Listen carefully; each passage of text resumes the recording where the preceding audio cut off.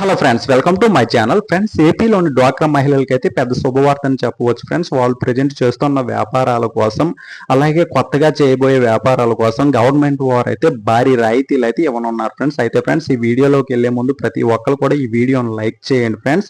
మీకు నచ్చితే ఛానల్ అయితే సబ్స్క్రైబ్ చేసుకోండి ఫ్రెండ్స్.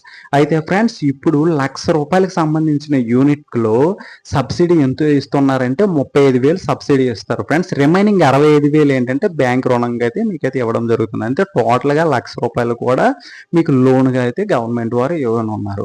అలాగే 2,00,000కి సంబంధించిన యూనిట్ లో సబ్సిడీ ఎంత ఇస్తున్నారంటే 75,000. 2,00,000 యూనిట్ లోన్ దేని కోసం ఇస్తున్నారంటే 2 ఆవులు కానీ, 2 గేదెలు కానీ, గొర్రెలు కానీ, మేకలు కానీ ఏదైనా షెడ్ వేసుకోవడానికి అయితే 2,00,000కి సంబంధించిన లోన్ అయితే మీకు ఇవ్వనున్నారు.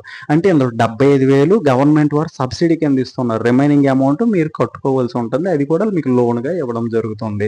అలాగే పెద్ద యూనిట్లకు కూడా రాయితీ వివరాలు కూడా ఉన్నాయి ఫ్రెండ్స్. పెద్ద యూనిట్లు అంటే కొన్ని ఉంటాయి. సపోజ్ బేకరీలు, పేపర్ ప్లేట్ తయారీకి ఇటువంటి వాటికైతే మనకు 2,00,000 నుంచి 5,00,000 వరకు అయితే లోన్ ఇస్తారు ఫ్రెండ్స్.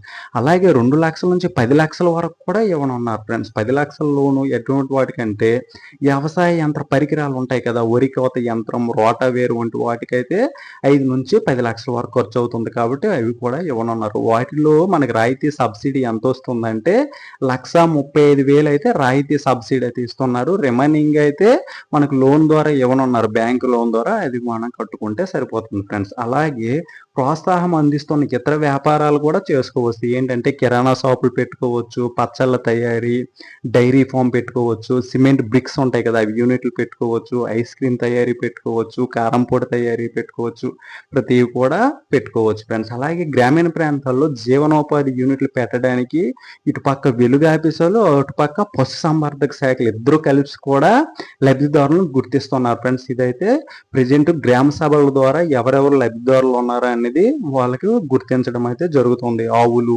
గేదెలు, మేకలు, గొర్రెలు, కోలు వంటి యూనిట్లను ఏర్పాటు చేయడానికి అయితే ఈ 2 శాఖలు అయితే లబ్ధిదారులను అయితే గుర్తించడం జరుగుతుంది ఫ్రెండ్స్. ఇంకా ఎవరికైనా లోన్స్ ఇటువంటివి కావాలంటే మీరైతే మీ డ్వాక్రా గ్రూప్ సభ్యులను అడిగి, మీ వివోఏ ఉంటారు కదా, అలాగే వెటర్నరీ డాక్టర్ వీళ్ళని అడిగేసి మీకు లోన్కి సంబంధించిన వివరాలు అయితే మీరైతే సబ్మిట్ చేయండి ఫ్రెండ్స్. ఇంకా ఏవైనా డౌట్స్ ఉంటే మన కామెంట్ బాక్స్లో తెలియజేస్తే ప్రతి ఒక్కరికైతే రిప్లై ఇవ్వడం జరుగుతుంది. Thank you.